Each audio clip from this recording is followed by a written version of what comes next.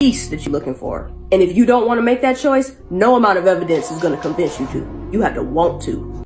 Have y'all ever heard of the theory of general relativity? It's what Einstein is famous for. In his calculations, he started to realize that the universe was not eternal. It had a beginning. Now this leads us to the law of causality. Everything that came to be needs a cause. So Einstein clearly knew that if the universe had a beginning, it needed a cause. Let's go to the Big Bang Theory. There was no space, no time, and no matter before the Big Bang. The universe emerged out of nothingness. What does that mean? Since it's impossible for the universe to be able to create itself because it didn't exist in order to be able to create itself, nature and the universe itself was just a big effect that was caused by, what are we left with? An extremely powerful, extremely intelligent, precise, given the precision that our universe was created with, personal entity that is capable of existing outside of time, space, and matter. That can't be nothing but God. And for people that are like, okay, well, how do you know that it's like Christianity's God? There's only one God. But there's a very famous astronomer named Robert Jastrow. His credentials as a scientist are impeccable. Being agnostic, he's not even a Christian. He said that all of the essential elements of the Big Bang Theory line up with biblical creation.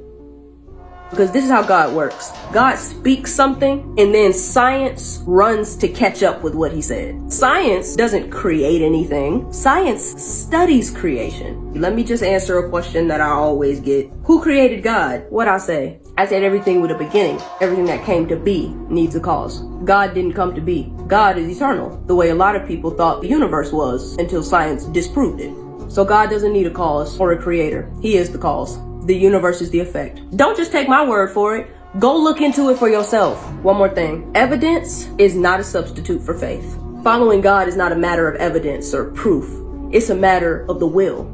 You have to want to do it so you can have the peace that you're looking for. And if you don't want to make that choice, no amount of evidence is going to convince you to. You have to want to. Have y'all